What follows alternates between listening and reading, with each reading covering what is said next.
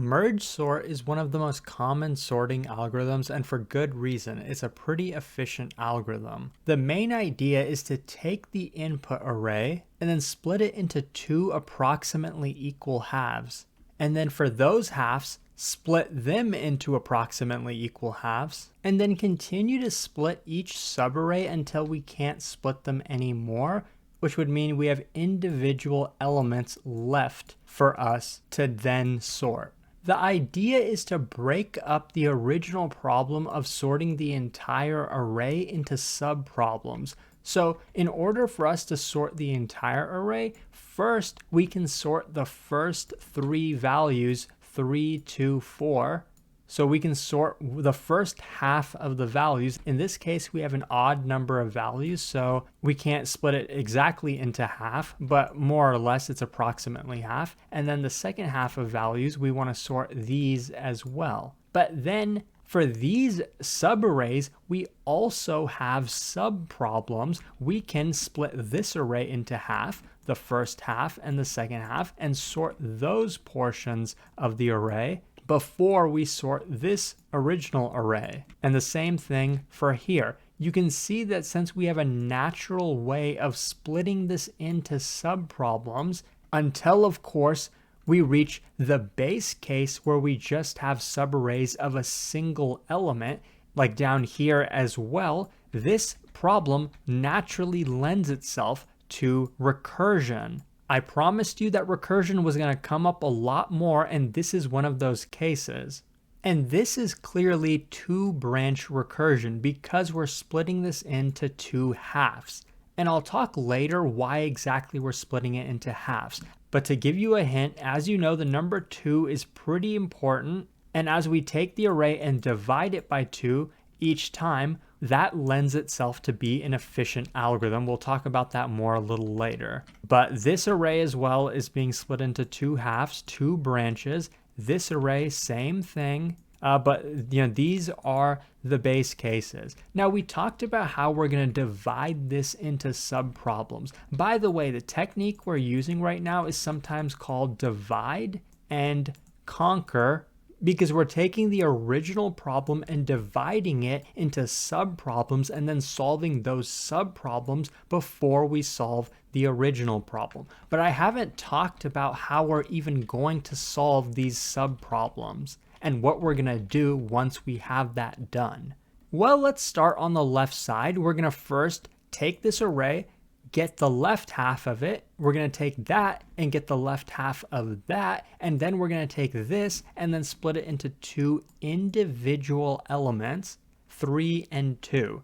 Now this is technically a sorted array, and this is technically a sorted array. When you have two sorted arrays, we can merge these two arrays back into the original array such that they are in sorted order. That's why this is called merge sort, because we break it up into two subproblems and then merge them back together. So for getting the original values that were in the array, we create a copy of the value that was here, and we create a copy of the value that was here. And in this case, it's pretty simple because we just have two elements. So we're going to compare these two. Which one is smaller? 2 is smaller. So the 2 is going to go over here, and the 3 is going to go over here. Now, from the perspective of this array, we've solved the left subproblem. We have this portion sorted. Now we need this portion sorted. Well, it's just a single element, so this is the base case. So now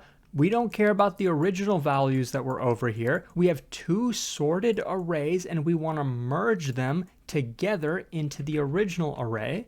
In general, the algorithm is going to be two pointers for us to do that. We're going to start at the beginning of this array, and we're going to start at the beginning of this array, and we're going to compare the values, because we know at the beginning of each array is going to be the smallest value, because this is sorted and this is sorted. So we're going to compare the two values. Which one is smaller? 2 is smaller than 4, so 2 is going to go over here. The pointer that was over here is now going to be shifted to be over here.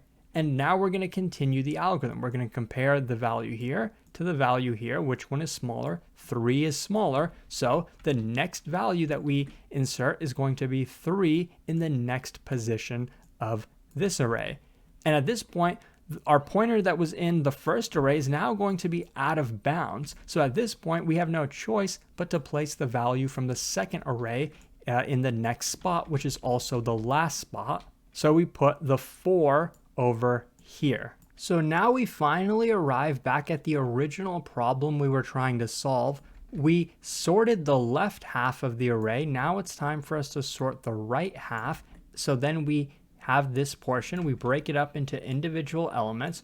We don't care about what's originally here. We compare these two values. Which one is smaller? 1 is smaller than 6, so we put a 1 here. That is what the original value actually was, and we put the 6 here. So in this case, the original was already in sorted order, but we still had to do this work anyway. But now that we took the original array, have it sorted into a left half and a right half, we can merge these two portions together to make the original array sorted. So forgetting about the original values that were over here, we again use our 2-pointer technique. We have a pointer at the beginning of the left array and a pointer at the beginning of the right array. We compare the values. 1 is smaller than 2, so we're going to take the 1, put it at the beginning, and then we're going to shift the pointer that was here to be over here. By the way, we are going to have a third pointer in the output array. It's going to tell us where we should insert the next element. Originally it's over here. Now that pointer is going to be over here. And then next it's going to be over here, and then here, and then here, and keep going until, we run out of elements to insert. But right now we're going to be comparing the 2 and the 6. Which one is smaller? The 2 is smaller, so we're going to insert the 2 over here. We're going to take the pointer that was at the 2 and then shift it to the right to be over here. And we're going to repeat. Which one is smaller, 3 or 6? 3 is smaller, so let's put the 3 over here and then shift the pointer to be at the next element. Let's compare these two again. 4 is smaller, so we put the 4 over here and then shift our pointer to be over here now. It's out of bounds, so we have nothing left to compare this 6 to. So at this point, whether we have one element over here or maybe we would have a couple more elements over here, regardless, since we ran out of all elements of one of the arrays, at this point, we would just fill in the remaining spots from the other array that's non-empty. So in this case, we only have a 6, so we put the 6 here. But if we had more elements like a 7 and an 8, we would just start filling them over here. So taking a quick look at the code, like I said, this is going to be a recursive algorithm clearly where we're breaking it up into 2 steps. So this is going to be 2 branches of recursion. Now into this merge sort function, I'm passing in the starting index and the ending index as well as the array that we're actually going to be sorting. That's because as we break this up into subarrays, we don't necessarily have to create a variable for each subarray. We can just kind of keep track of this half based on the starting index and the ending index rather than actually creating a brand new subarray like that. But how do we know if we've reached the base case? Well, if the length of the subarray is less than or equal to 1, well, how do we get the length itself? We can take the ending index minus the starting index plus 1. So basically, this element by itself is at index 0. So what we do is take the ending index, which is 0, minus the starting index, which is 0, plus 1 gives us 1. So this is of length 1. So that's how we know it's a base case. That means it's already sorted, so we can just return the array itself. But if we got to a case like this one where the starting index is 0 and the ending index is 1, then we're going to get the ending index minus the starting plus 1, which is going to give us a length of 2. That's correct. This is length 2. But that means our length is not less than or equal to 1. So what we have to do is calculate the middle index between these two. So we take the starting plus the ending and divide it by 2. So 0 plus 1 divided by 2. So most programming languages will round down. That's what we want to do, round this down. So a 1 divided by 2 is going to evaluate to be 0. So we're going to say the middle index is 0. This is the middle index. So what we're going to do now is break this up into 2 halves.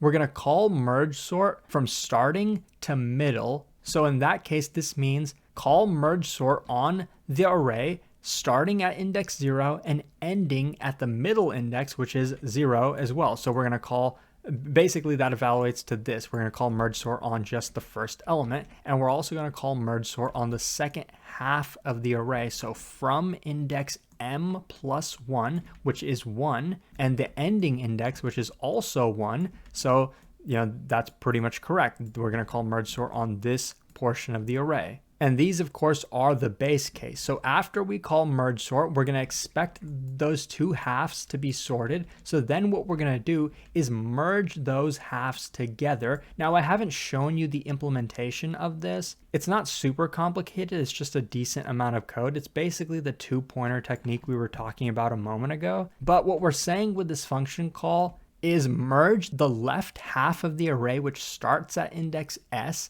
and ends at index m, and merge that with the right half of the array, which starts at m plus 1 and ends at index e. So it will basically merge these two together into the original 2-element array. Now, I will say when we do merge the left and right half together, we do need to create extra memory. So for the left and right half array, we're going to create temporary arrays. So we are going to create copies of the left and right half arrays, but we're only doing that for the merge step. So only when we start to actually merge them together into the original are we going to create those copies so that we don't lose what the original values were. So in general, we start out with a big problem, we split it into 2 sub-problems, solve the sub-problems, and then merge the result of the sub-problems together. Now, in terms of time complexity, this is a relatively efficient sorting algorithm because we're splitting it into halves. We're doing that on purpose because it does make things more efficient. So the first question is, starting with an array of length n, how many times can we split it by half? In other words, how many levels are there to this recursion? Because it's going to be the same number of times where we can take n and divide it by 2. Because here we have, let's assume actually we just had 4 elements to keep the math simple. We would have 4 elements. We would split it into 2 elements on each side, and then we would split it into 1 element on each side, and these 2 wouldn't exist. I'm doing this just for simplicity. But we start with n equals 4, we divide it by 2, so n equals 2, and then we divide it by 2 until n equals 1. We know when n equals 1, that's our base case. So what's the math formula for how many times we can take this number and divide it by 2 until it's equal to 1? Well, if we were starting at 1 and then multiplying it by 2 every single time, that would be something like 2 to the power of n. But we're doing the reverse of that. We're dividing it by n. So what we're asking is we have a number n and we want to divide it by 2 and then divide it by 2 and then divide it by 2, which is the same as saying 2 times 2 times 2, etc., right? Which is the same as saying 2 to the power of some variable like x. Right, this is the number of times we're going to divide this by 2, and we want to keep dividing it by 2 until it's equal to 1. Well, by doing a little bit of algebra on this, we can rearrange this to be the same as n equals 2 to the power of x. We care about x. That's how many levels are going to be in this merge sort algorithm. So how do we solve for x? Well, in case you forgot a little bit of math, I'll tell you, we can take the log of both sides of this equation. That will give us, and by the way, I'm doing log base 2. Log base 2 of n is equal to log base 2 of 2 to the power of x. And if you forgot your log operations, this can be simplified to take this x away and put that x over here. Now, log base 2 of 2 is the same as saying 2 to the power of what is going to be equal to 2. Well, 2 to the power of 1 is equal to 2. So this whole thing, log base 2 of 2, simplifies to be 1 is what I'm getting at. So what I'm saying is we already solved for x. X is equal to log base 2 of n. So what I'm saying is if we have a number n equals 4 or any number, how many times can we divide it by 2 until it's equal to 1? Well, our answer is log base 2 of n. Log base 2 of that value is how many times we can divide it by 2 until it's equal to 1. And this turns out to be a reoccurring theme throughout algorithms and data structures. It's something we're going to see a lot more throughout the course. And this is kind of the math background of why most people don't touch on this and most people never learn it and never understand it. But I wanted to explain it to you because I think thinking about it this way and understanding your thought process is very important throughout algorithms and data structures. It's really what separates beginners from people who can solve problems on their own. So we did all that work just to figure out that the height of this is going to be log base 2 of n. I'm going to usually omit the 2. Usually it's implied that logs are base 2 most of the time. But that's not the entire time complexity. That's the number of steps that we're going to have. But what's the time complexity of each step of this algorithm? Well, it's big O of n. Let me tell you why. Basically, it has to do with this merge step. So suppose we're at this step of the recursion. We have our subproblems here, and now we want to merge them together in this array. What are we going to have to do? We're going to have to iterate through every element in each of the subarrays, which is going to result in an element being put in each spot in the original array. So basically, for this step, we're going to have to iterate through every position of the input array. So that's clearly an O of n time operation. But my argument is we're going to be doing that for every level in this recursion. So here for this subarray, we're going to split it into a couple smaller ones and then merge these into this array. But this is only half of this level, right? To do this part of the level, we're going to have to do the same thing. We have an individual element here and here. We're going to merge these together into the original array. And so this level, to build this level, took O of n. And similarly for the bottom level, it's the base case, but we still have to visit this, right? Like one operation is still going to run for this part, and then same for this and for every part of this. So this level takes O of n time complexity to construct this level. So basically the number of levels we have is log n. For each level, we're doing big O of n time complexity. So the overall time complexity becomes log n times n, or in other words, we could write it as n log n time complexity, where this is being multiplied by that. So overall, the big O time complexity of merge sort is n log n. Now the memory complexity is going to be big O of n because at any point, like for this point, we're gonna have to create two temporary arrays, which are these ones, to build the original array. So that's going to have extra memory, which is roughly big O of n, which is the size of the original input array. So now the last question to answer, is merge sort a stable sorting algorithm? Does it preserve the order of elements where there's a tie? Like, when we sort this array, will this 7 come before this 7? Well, we can definitely code it in such a way that it does. So first we'll merge these two together. There's only one way to merge them together.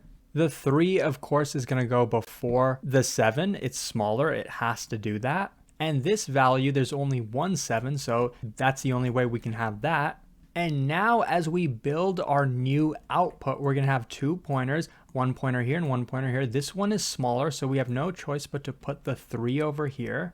Next, we're going to shift this pointer to go at the next position. Now, to make sure that this is stable, we have to put this 7 before this 7 because now there's a tie. How are we going to code that up? We're going to say as long as the element from the left array is less than or equal to the value in the right array, then this value is going to go in the next spot. So it matters how we handle the equality case. That's the edge case. If this one is smaller, it's going to go first. If this one is smaller, it's going to go first. But if they're both equal, then we're going to have the left element go, because that makes sure that this is stable. Because if the element showed up in the left half of the array, that must mean it came in the original order. It came before the element in the right half of the array. So to add to our list, merge sort has a time complexity, a worst case time complexity of n log n, and it's also a stable sorting algorithm. So merge sort is in most cases preferred over insertion sort. That's why this is one of the most common sorting algorithms used. But you might be wondering, is n log n really that much more efficient than n? And the answer is yes. We know that the value n grows linearly, and the formula 2 to the power of n grows very quickly.